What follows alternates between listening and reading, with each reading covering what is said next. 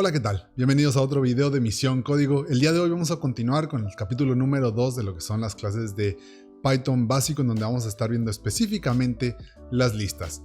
Este es el objeto probablemente más utilizado en Python. Es bastante útil, muy poderoso, y en este video vamos a estar viendo algunos ejemplos, cómo funcionan, para qué sirven, y vamos a hacer nuestro primer juego. Mi nombre es Danny Jax y mi misión es enseñarte a programar para que puedas utilizar las computadoras para hacer tu vida más sencilla. Este video va enfocado un poco más a la gente principiante, pero si también tienes experiencia te recomiendo que te quedes porque vamos a estar viendo algunos métodos y cosas que pueden ayudarte a repasar los temas de las listas, que son bastante útiles. Esta clase es la continuación del video anterior en el que vimos lo que son las variables y las funciones. Si no lo has visto te lo voy a dejar abajo en la descripción. Algo muy importante en la programación es la atención al detalle, así es que te voy a poner un ejercicio durante este video. En algún momento va a aparecer un insecto como este. No va a haber ninguna seña ni ningún sonido, simplemente va a aparecer en algún momento en el video. Si lo encontraste, deja en los comentarios en qué tiempo aparece. En cada video voy a mostrar quién fue la primera persona que encontró el bug en el video anterior. Y ahora sí, vamos a empezar. Las listas no son más que una manera de representar un grupo de variables. Python es el único lenguaje que los llama listas. En algunos otros se conocen como arrays o vectores, que tienen algunas diferencias entre ellos, pero por el momento lo único que importa es que es un objeto que nos permite almacenar otros objetos dentro de él. Una de las razones por las que son muy útiles es porque nos permite juntar los objetos que son del mismo tipo o que queremos que permanezcan juntos, por ejemplo, para enviarlos a una función, para regresarlos de una función o simplemente porque van juntos, por ejemplo, nombres de personas, teléfonos de esas personas. Es una manera de agrupar datos que tiene sentido que vayan juntos. Y lo primero que vamos a ver es cómo se define una lista. Simplemente tenemos que decir cuál es la variable que queremos utilizar, igual, y después abrimos corchetes. Esto lo que va a hacer es que nos va a definir una lista vacía. Vamos a llamarle lista vacía. Pero también podemos inicializar una lista con algunos valores. Vamos a hacer algo así. Y para definirlo lo único que tenemos que hacer es poner los valores que queremos separados por comas. Como podemos ver ahora nos imprime esos valores. En este caso, esta es una lista con 5 elementos, los cuales son del mismo tipo, pero también podemos usar diferentes tipos. Por ejemplo 90.2 para agregar un float, o podemos agregar incluso algo de texto. Y no hay ningún problema, Python nos permite agruparlos aunque sean de diferente tipo. También podemos accesar cada elemento de la lista utilizando los corchetes y el índice en el cual se encuentra ese elemento que queremos accesar. Por ejemplo, si yo quisiera accesar al 1, podría decir print lista 1, abro los corchetes, pongo el elemento número 0, que en este caso sería el primero de mi lista, que es el 1. Puedo hacer lo mismo para el 2 o el 3. Vamos a hacer el 2 y ¿cuál va a aparecer? El número 3. ¿Por qué? Porque los índices en Python empiezan a partir del 0. Ahora vamos a ver unas cuantas funciones que son útiles. La primera, y que es muy común necesitarla, es saber qué tan grande es nuestra lista. Para esto vamos a utilizar la función de len, que es una abreviación de length, y vamos a ponerle nuestra lista. Esto nos va a imprimir cuántos objetos tiene esta lista. En este caso tiene 6. 1, 2, 3, 4, 5, 6, lo cual es correcto. Lo único que hice aquí fue ponerle un poco de texto a este archivo para que cuando lo imprimamos y estamos haciendo nuestras pruebas, sepamos a qué significa cada número. Si no entiendes cómo funciona, no te preocupes por el momento. En las siguientes clases estaré explicando cómo funcionan los strings y cómo manipularlos, así que no te preocupes. Esto simplemente por si quieres seguirme, te voy a dejar el link abajo con un archivo de GitHub donde puedes descargar este archivo de Python y puedas seguir lo que estoy haciendo exactamente. Si corremos esto nos va a decir mi lista tiene 6 elementos. Y obviamente si yo agrego otro elemento aquí, ahora va a decir 7. Ahora puedes empezar a ver cómo es poderoso este tipo de funciones que simplemente actúan sobre las listas. Las listas en Python son un objeto bastante poderoso y una de las cosas que lo hace más poderoso es que pueden cambiar su tamaño. Esta es una característica que se le llama mutables. Este tipo de cosas hacen que Python sea muy fácil de usar incluso si eres un principiante, porque no te tienes que preocupar por alocar la memoria o asignar esa memoria para una variable y no puede cambiar de tamaño después. En este caso las listas simplemente pueden ir cambiando, pueden hacerse más grandes o pueden hacerse más chicas conforme se ejecuta el programa en tiempo real. Si quiero agregar un elemento a una lista, lo único que tengo que utilizar es el método append. Vamos a hacer un pequeño ejemplo en el cual vamos a utilizar el método de append para agregar elementos a una lista conforme va corriendo nuestro programa. Y lo que vamos a hacer es que vamos a hacer un programita que simplemente va a contar. Para esto vamos a definir nuestra lista vacía, pero podemos irla llenando con el mismo programa. For i range. Digamos que queremos hacer 10 números. Entonces lo que podemos hacer es esto. Cuenta.append. Y esto lo que va a hacer es que va a agregar un elemento cada vez que pase este ciclo o bucle o for loop, como lo quieras llamar. Como puedes ver, agregó 10 elementos. Algo muy importante a notar aquí es que el 0 es el primer índice siempre. Si quieres empezar desde 1 tienes que hacer un i más 1. Pero es muy importante porque esta es una fuente de bugs o de errores en código que es muy común. Es que tenla en mente y no tendrás problemas en el futuro. Pero no solo podemos agregar elementos, también podemos quitarlos. Existe un método que se llama pop y esto lo que hace es que va a quitar el último elemento de la lista. No le tienes que dar ningún índice y vamos a imprimir de nuevo cuenta. Ya no tenemos el último índice porque hicimos pop. Esta función también tiene la capacidad de quitar elementos de nuestra lista que no estén en el último índice. Por ejemplo, si nosotros quisiéramos quitar el tercer elemento de la lista, lo que vamos a hacer es simplemente usar la función pop y darle el índice 2. Porque recuerda, empieza a contar desde 0. Si lo imprimimos, aquí está el resultado. En la primera posición se encuentra el 0, en la segunda posición se encuentra el 1, y en la posición número 2 se encontraba el número 2, pero como lo quitamos, ya no está ahí. De igual manera existe un método que te permite agregar elementos a cualquier índice de tu lista. Si recuerdas el método append, lo agrega por default al final, pero también puedes agregarlos en medio. Entonces digamos que queremos regresar el número 2 a la posición que acabamos de quitar. Entonces decimos cuenta.insert y le vamos a dar en qué posición lo queremos. Insert. Le vamos a dar en qué posición lo queremos, que es la 2, y le vamos a dar el elemento. También vamos a decir que es un 5, porque no queremos confundirnos con el mismo número. Después vamos a imprimir de nuevo. Ahora en la segunda posición tenemos el elemento número 5. Python tiene toda esta serie de funciones que ya vienen listas y predeterminadas para este objeto que son las listas. Y las listas las puedes utilizar para manejar datos muy complejos y bastante rápido. Y ahora te tengo yo una pregunta. ¿Qué crees que pasaría si le doy insert y no le doy ningún índice? Ahora vamos a hablar de otra característica que ya mencioné antes en este video, pero es una de las cosas más poderosas de este objeto. Y eso es que te permite guardar cualquier tipo de variable dentro de las listas. Por ejemplo, podemos definir una lista con puros strings, como lo hicimos en este caso. Vamos a poner 3 nombres y vamos a imprimirlo. Como puedes ver, la lista básicamente se maneja exactamente igual y los métodos que ya mencionamos como insert, append y pop funcionan de la misma manera. El siguiente método que vamos a ver se le llama extend. Este nos sirve para agregar una lista completa a otra. Por ejemplo, si yo quiero agregar mi lista de nombres a mi lista que tiene los números, que se llama cuenta, lo puedo hacer con cuenta.extend y le voy a dar cuál es la lista que quiero agregar. En este caso L3, lo corremos. Ahora vemos que nuestra cuenta agregó esos 3 índices al final.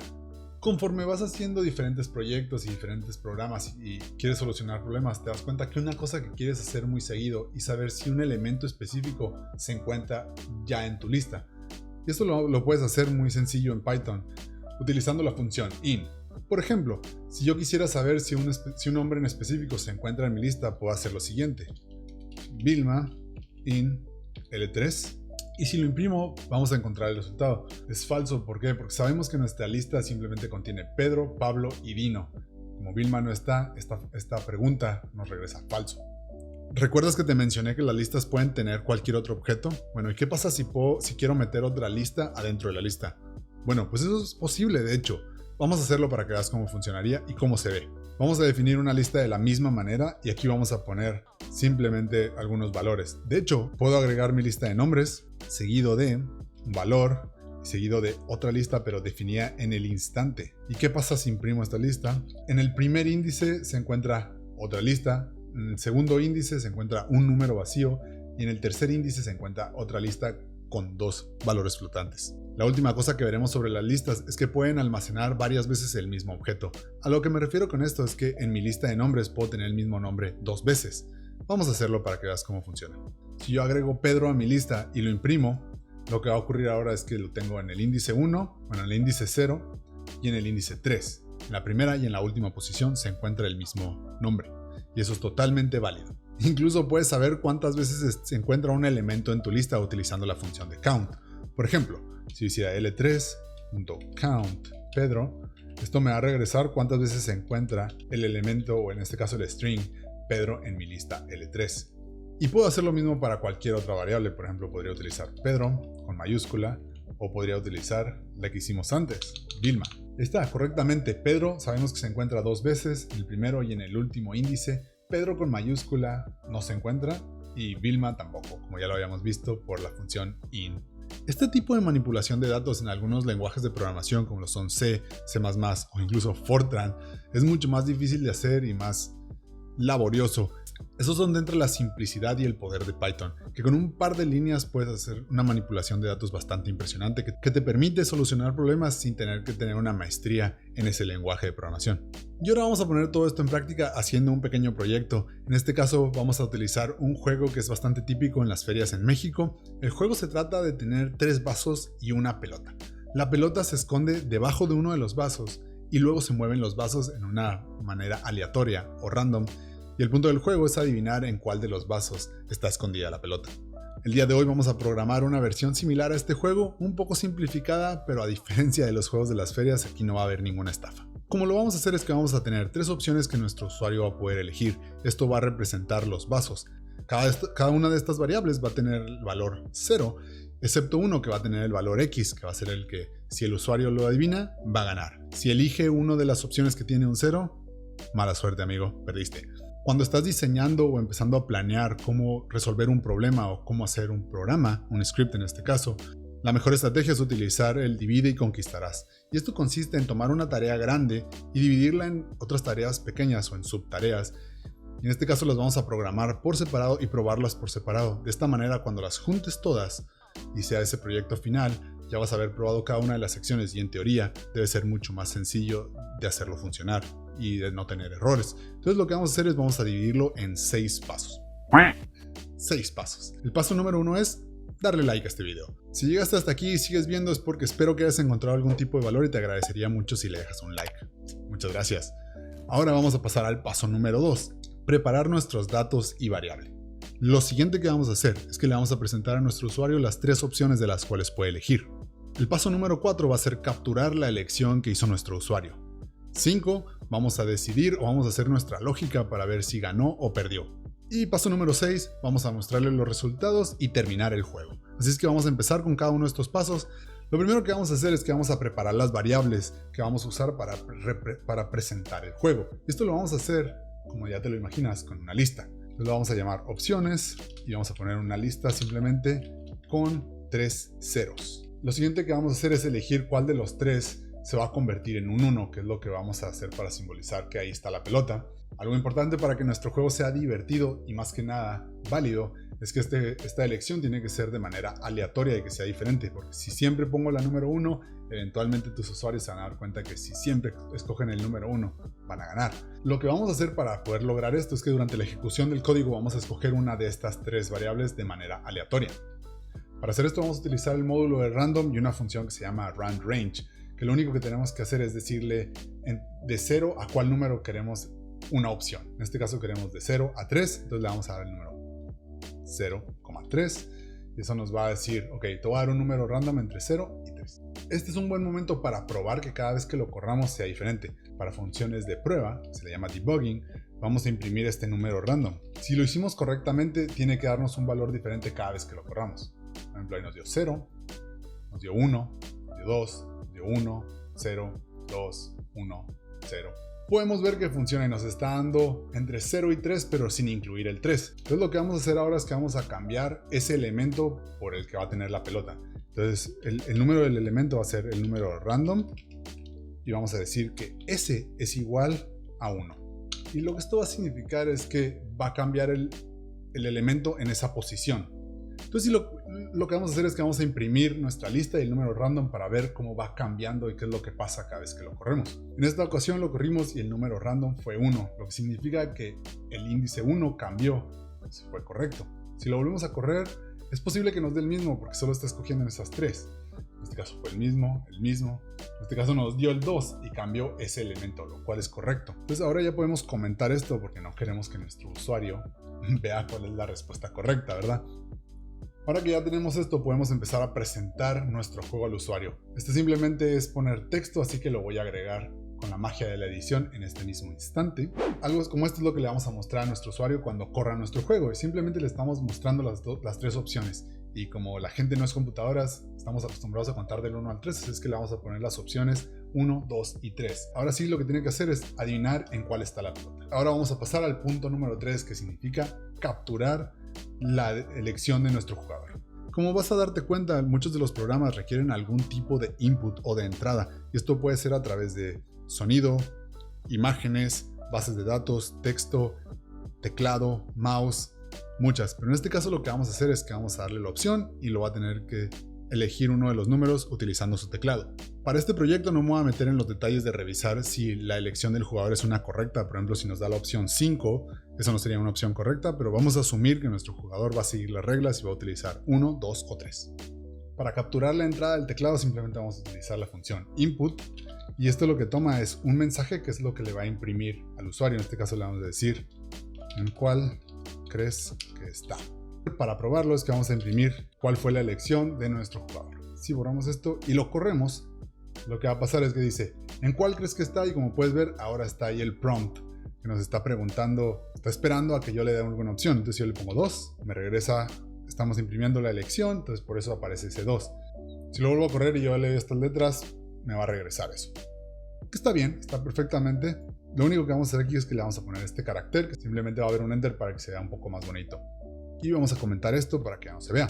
Ahora lo único que tenemos que hacer es comparar el resultado de nuestro jugador contra el que se eligió en nuestro programa. Vamos a crear una variable donde vamos a decir si ganó. Ganó es igual false. If, vamos a revisar nuestra variable de opciones y queremos ver el índice que nos dio. Ahora recuerda que el índice es más 1, entonces vamos a decir elección menos 1 para contar por el 0. Si este valor es igual a 1, ganó va a ser igual a true. En el dado caso que no sea igual, ganó va a ser obviamente false y pues no ganó. Vamos a imprimirlo para ver cuál fue el resultado y vamos a regresar nuestras variables anteriores para saber qué es lo que está pasando y ver si la elección es correcta, si la decisión es correcta. El error que nos está diciendo aquí es que estamos intentando comparar un string contra un número. La razón para esto es que cuando lees una entrada de tu usuario utilizando la función de input, esto se almacena como texto y nosotros tenemos en nuestras opciones integers. Por lo tanto nos está diciendo, estás queriendo comparar un string con un integer y pues no sé cómo hacerlo. Esto es muy fácil de corregir. Lo único que vamos a hacer es que vamos a decir, este input que me está dando mi usuario, que es en string, ahora vamos a decir elección en int. Simplemente vamos a convertir nuestra elección, que es texto, la vamos a convertir a integer y ahora sí vamos a imprimir eso y comparar eso. Y si lo corremos ahora, nos va a preguntar en cuál está. Sabemos que está en el primer índice, así que vamos a decirle, está en el 0, vamos a ponerle 1. Y ahora sí nos imprime 1 y nos dice true. ¿Por qué? Porque elegimos la correcta. Ahora vamos a hacer una prueba en donde esté en el lugar incorrecto. De nuevo nos tocó que está en el primer índice y digamos que yo le digo 0. Si yo digo 0, me va a decir false. ¿Por qué? Porque no es el primer índice que es el que queríamos. Entonces, nuestro programa parece estar funcionando correctamente. La parte final de nuestro programa es limpiar todas esas impresiones que teníamos para poder dibujar nuestro programa, para ver qué es lo que está pasando y vamos a mostrarle el resultado final a nuestro jugador. Y eso vamos a hacerlo con un if. If ganó, print, felicidades, ganaste. Si no, va a imprimir ja ja ja. Si no, le vamos a imprimir un resultado diciéndole que no ganó. Ese fue nuestro último paso. Vamos a probarlo, vamos a correrlo como si fuéramos el usuario y ver qué es lo que pasa. Le aparecen las instrucciones y lo que puede hacer. Vamos a hacer la elección 1. Lo siento, perdiste, simplemente no le atinó. Vamos a jugarlo un par de veces hasta que ganemos. Y yo sigo creyendo que va a estar en la posición 1. ¡Felicidades!